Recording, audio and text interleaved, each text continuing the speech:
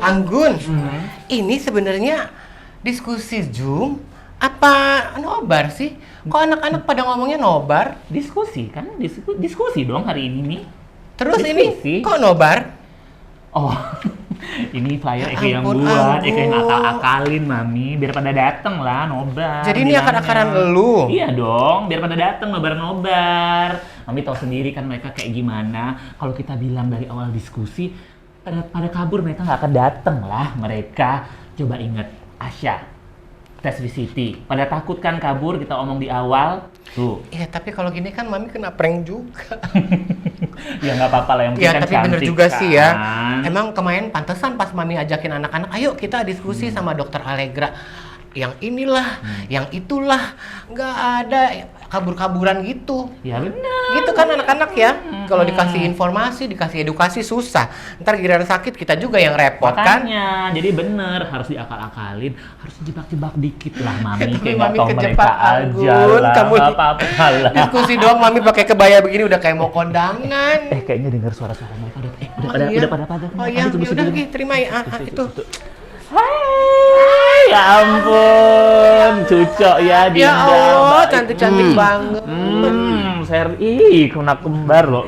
Tahu nih, ikut Iya aja ya. kayak Eke. Kak, katanya kita mau nonton Salon Rumah Puan Iya, ya? Ya iyalah, di sini kan udah ditulis, seru kan. Nanti kalau kita bisa nonton film kita sendiri di layar lebar, nggak nyesel pokoknya. Itu tampang nyata lo muka Eke lo. Ya Allah, ada Hana, rambut perempuan merah, perempuan rambut merah ya. Ya ampun. Ya Cantik-cantik itu banget. ya, Kembaran episode ya pertama, kalian. seri pertama Ya itu nggak ampun. nongol, sekarang baru nongol gitu Seri nongol tambah aja, cantik baru sekarang. datang. Baru Iya, dikasih guys. dialognya hari ini Kak, untuk season ini kemarin nggak dikasih. Ya kan lumayan ya, biar eksis.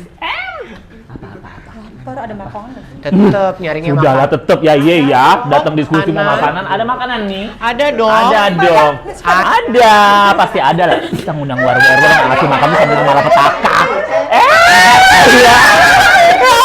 Ada, ini Ratu Taman Warna. Iya, ya Allah Mbak Esti, makasih loh udah pada datang. Cantik banget sih. Jangan lagi lo jual-jual surpet.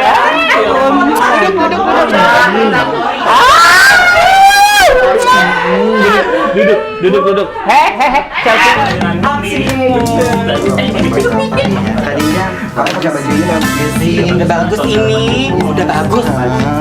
Apa nih pede dong? Katakan udah bagus itu tuh cantik banget. Udah pede aja. Ini coba dulu ya. Bulu matanya 12 13 ini. Wow. Udah Mami. Kan harus cantik ya. Pokoknya fokus ya. Terus jangan. 1, 2, 3, senyum ya.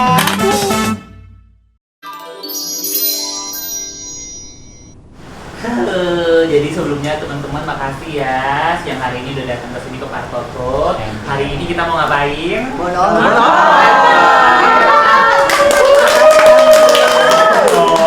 Makasih udah bikin Mami cantik. Pokoknya kita hari ini nobar, yang mana nanti abis nobar ini teman-teman semua pengetahuannya, wawasannya akan bertambah luas. Sebentar dulu, pokoknya intinya teman-teman gak bakalan nyesel setelah ini. Kita bakalan happy-happy juga, akan ada makan-makan juga. Nah, tanpa berlama-lama lagi, kita mulai ya. Justru Eke tuh udah nggak sabar tau pengen nonton adegan Eke yang nangis-nangis tuh sama berantem sama Iye kan Rek. Ya, kenapa harus nangis-nangis? Emang dialognya begitu Mbak. Udah kamu cepet lagi, udah nggak selesai gue lihat. Iya, udah bener itu loh. Mam.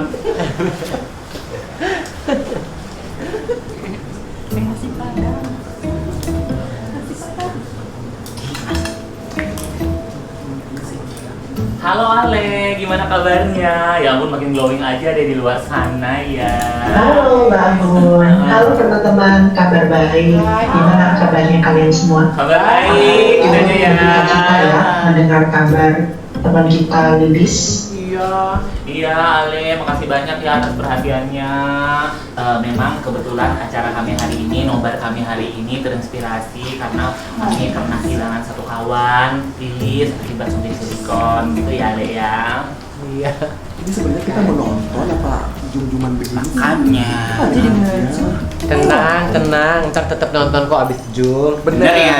Iya. Gini ya, teman-teman gini ya. Jadi nobar kita hari ini adalah nonton bareng Dokter Allegra gitu ya. Dokter Allegra ini, Dokter Allegra ini adalah dokter transpuan sama kayak kita. Iya kan? Kan kita sama-sama tahu ya, kita baru kehilangan teman kita Lilis meninggal dunia karena suntik silikon yang salah malpraktek. Nah, harapan kamu dan kita bersama dengan sudah nanti diskusi dengan dokter Ale, kita tahu itu bahayanya silikon dan nanti gimana ke depannya ya, gimana ke depannya supaya kita bisa mencegah lah kasus-kasus kematian. Jadi kalian lebih karena pinter. silikon. Kan nggak lucu ya masa metong karena silikon, ya kan? Iya. Tuh. Silikon kan. Ya udah cus aja. Ale, silakan ya. Temen-temen Iya. mau nanya silakan. Mungkin di sini kita bisa belajar dua hal ya. Ada tentang suntik silikon dan ada juga tentang konsumsi hormon mandiri tanpa pengawasan dokter. Kembali lagi, aku percaya bahwa setiap individu, setiap orang memiliki hak untuk menentukan pilihannya masing-masing, terutama terkait dengan transisi. Meski begitu, pilihan yang kita ambil dan kita tentukan perlu didasari dengan pengetahuan dan juga rasa tanggung jawab terhadap tubuh kita, terhadap diri kita sendiri. Kita bahas mungkin yang pertama dulu ya, terkait dengan suntik silikon. Suntik silikon sendiri sebetulnya sudah dilarang sejak tahun 90-an. Tapi sebelumnya ternyata suntik silikon itu pernah digunakan juga di tahun 60-an dan 70-an. Tapi ternyata setelah beberapa puluh tahun digunakan gitu ya, banyak sekali risikonya yang bermunculan dan komplikasi. Contoh beberapa risiko atau komplikasi dari suntik silikon itu adalah berpindahnya silikon ke bagian tubuh yang lain. Misalnya awalnya disuntikkan di daerah bokong gitu ya, kok tiba-tiba bisa bergeser ke daerah pinggul, panggul gitu ya. Dan kadang juga ketika disuntikkan, silikon itu bisa berpindah ke area pembuluh darah. Atau ketika disuntikkan, dia bisa menyumbat di area pembuluh darah sehingga menjadi emboli kalau istilah kedokterannya ya. Emboli atau sumbatan pembuluh darah ini juga bisa kalau ke daerah otak menjadi stroke ataupun ke daerah organ tertentu, misalnya contohnya silikonnya terbawa ke area paru-paru, bisa terjadi emboli ataupun sumbatan di daerah paru sehingga bisa terjadi henti napas yang mendadak. Ini yang kita tidak mau karena ada risiko untuk meninggal di sana. Selain itu juga masih ada risiko lain seperti risiko infeksi dan juga nyeri. Apalagi kalau kita tidak tahu jarum yang digunakan itu steril atau tidak. Ini menjadi catatan penting ya, bahwa suntik silikon itu sebetulnya sudah dalam tanda kutip dilarang. Apalagi suntik silikon cair. Tindakan silikon cair ini sangat berisiko dan perlu kita waspadai. Meski begitu, ada juga jenis silikon yang masih digunakan, yaitu adalah jenis silikon padat. Misalnya yang paling sering ini adalah implan nih, di area dada, implan payudara gitu ya, ataupun sekarang juga mungkin ada beberapa teman yang implan di daerah bokong. Meskipun sudah dilakukan dokter ahli bedah untuk mengerjakan tindakan operasi memasukkan implan silikon padat ini, itu juga tetap memiliki risikonya sendiri seperti infeksi atau terbentuknya kadang karena itu dianggap karena dianggap benda asing gitu ya, masuk ke dalam tubuh, jadi itu diserang oleh sistem imun atau kekebalan tubuh kita sehingga terbentuk banyak sel radang di mengelilingi implannya. Kadang membuat, misalnya ada beberapa teman-teman yang ternyata habis implan payudaranya kok jadi keras gitu ya, karena terbentuknya sel radang tadi. Nah ini sebetulnya memberikan gambaran bahwa suatu tindakan yang merubah tubuh, meskipun sudah dilakukan oleh tenaga ahli, profesional, dokter bedah gitu ya, misalnya dokter spesialis bedah plastik juga tetap memiliki ada risikonya. Bisa dibayangkan kalau misalnya tindakan ini, apalagi silikon cair disuntikan oleh teman-teman yang mungkin tidak memiliki sertifikasi ataupun title profesional tersebut gitu. Nah kedua, mungkin tadi kita ngobrol juga ya, banyak teman-teman yang memiliki kebiasaan dan juga mengambil keputusan untuk melakukan terapi hormon tanpa pengawasan medis. Misalnya dengan menyuntikkan hormon. Pada prinsipnya terapi feminisasi yang membuat seorang individu bisa tampil lebih feminin bagi teman-teman transpuan adalah dengan terapi yang pertama, terapi hormon, yaitu dengan hormon estrogen. Kalau teman-teman transmen, biasanya terapinya dengan hormon testosteron. Nah ini karena teman-teman transpuan, terapi hormon estrogen, dan juga mungkin kedua bisa dengan konsumsi anti-androgen. Karena biasanya mungkin dengan estrogen saja, dan tanda kutip, tidak cukup, biasanya perlu dibantu dengan anti-androgen yang bisa menekan efek dari hormon testosteron atau nama lainnya hormon androgen tadi. Contohnya, kalau misalnya mungkin teman-teman pernah dengar ada beberapa yang konsumsi Androkur gitu ya. Androkur ini juga salah satu obat yang merupakan dalam golongan anti-androgen. Selain itu mungkin ada juga spironolakton dan lain-lainnya. Terapi estrogen sendiri bisa dikonsumsi dalam beberapa jenis bentuk. Misalnya yang tadi sudah dijelaskan dengan suntikan. Tapi juga ada hormon estrogen yang bisa dikonsumsi lewat mulut, yaitu hormon estrogen yang jenisnya pil. Selain itu ada juga yang bentuknya gel, ada juga yang bentuknya tempel seperti koyo. Nah, yang saya tahu di Indonesia ada beberapa contoh, misalnya pil ada obat namanya Proginova dan juga gel estrogel yang bentuknya tube seperti ini. Dosis juga tidak boleh berlebihan karena bisa meningkatkan risiko penyumbatan pembuluh darah. Istilah medisnya deep vein thrombosis. Jadi penyumbatan pembuluh darah vena dalam gitu ya. Selain itu juga ada risiko untuk peningkatan kadar kolesterol, gula darah dan lainnya. Dokter Alex, Sherly mau nanya, kalau suntik hormon berlebihan itu bahaya, tapi kenapa Sherly makin kesini ngerasa Sherly makin cantik ya? Cantik. Udah gitu, Sherly sekarang kalau suntik tuh nggak cukup 1, 2, 3, pengen tuh lebih gitu. Iya, Sherly selalu cantik sebelum ataupun setelah terapi hormon. Tapi aku pengen tahu nih, Sherly sendiri biasanya suntik hormonnya di mana ya? Sherly sih biasanya suntiknya sama Kak Anggun. Cuman sekarang Kak Anggun udah nggak mau suntikin Sherly lagi. Dia nggak boleh mami. Terus Sherly minta tolong deh sama Kak Dinda. Udah gitu setiap habis suntik, Sherly tuh ngerasa badan Sherly kayak bengkak. Udah gitu meriang. Ya perjuangan mau cantik lah ya. Heh Sherly, wajar lah meriang. Lu kan mau cantik, mau jadi ratu. Meriang Giling. buat nanti kok tersiksa. Kan beauty is pain, you know? Jengol. Beauty is pain. Oke. Pada prinsipnya terapi hormon itu tidak boleh berlebihan, tapi tergantung konsistensi gitu ya, dan sesuai kebutuhan tentunya. Karena mungkin perubahan fisik itu prinsipnya tidak instan, tapi butuh waktu, dari waktu ke waktu gitu. Ada beberapa hal yang mungkin kita bisa bahas ya. Tadi kalau untuk efek tubuh meriang, kita bisa ibaratkan seperti perempuan sedang menstruasi.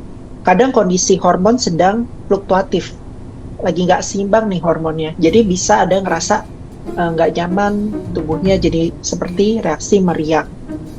Demikian juga ketika orang sedang terapi hormon, apalagi habis terapi suntik biasanya hormonnya timbul naik turun gitu ya, fluktuatif, apalagi nyuntikinnya mungkin beberapa minggu sekali, sehingga menimbulkan hormon yang fluktuatif tadi, sehingga timbul reaksi tubuh yang seperti, dan tanda kutip seperti meriang.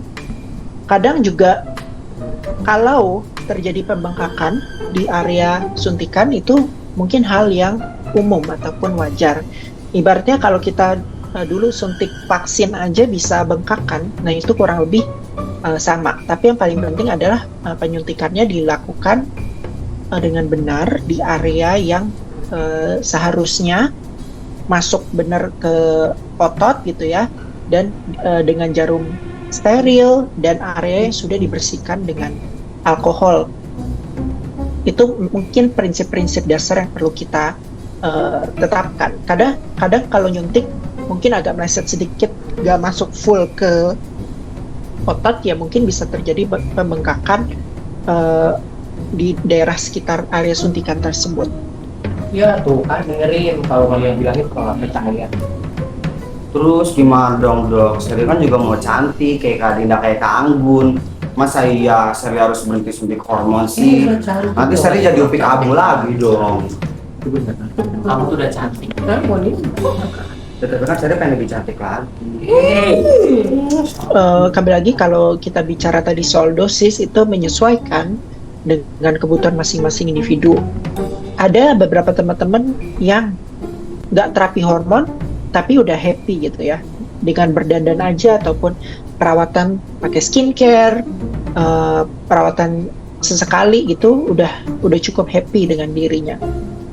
Tapi ada juga teman-teman yang mungkin perlu terapi mau untuk terapi hormon, dan bisa dengan dosis rendah itu udah cukup happy, tidak perlu berlebihan.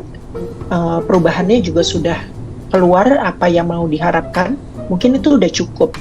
Jadi ada juga beberapa teman-teman yang mau ditingkatin dosisnya, tapi yang paling penting adalah tetap dalam kadar yang tidak berlebihan dan sesuai dengan anjuran. Mungkin itu yang bisa aku sharing. Aku mungkin mau sharing juga one last thing. Ada beberapa teman-teman yang pakai hormon KB. Nah, KB ini sekarang sebetulnya ada estrogennya juga ya. Misalnya ethinyl estradiol, kalau teman-teman iseng baca misalnya hormon Diana, itu ada ethinyl estradiol, itu sudah tidak dianjurkan lagi karena ada risiko penyumbatan pembuluh darah vena dalam bila dibandingkan dengan yang pure hormon estrogen seperti tadi Proginova gitu, ataupun yang tipe gel. Jadi tetap idealnya teman-teman kita perlu belajar dan juga bertanggung jawab dengan tubuh kita sendiri, menyayangi tubuh kita sendiri dengan memahami apa yang mau kita konsumsi, dan kalau memang berkenan bisa berkonsultasi. Oh ya, teman-teman, mungkin kita sampai di sini dulu.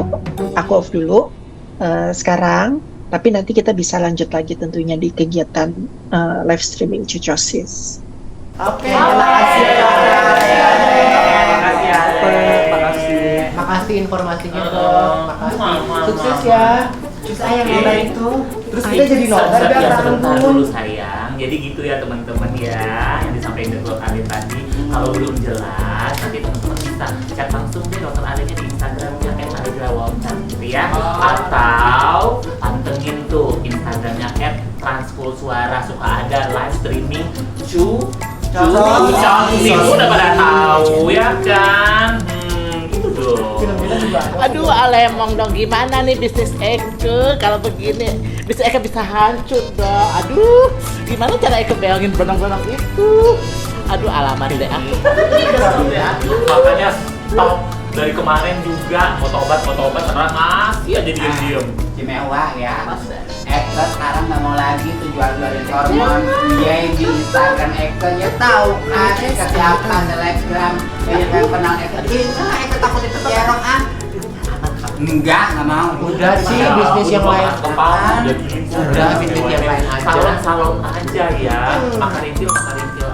Udah cocok itu juga. Jangan hawa deh buat lekong.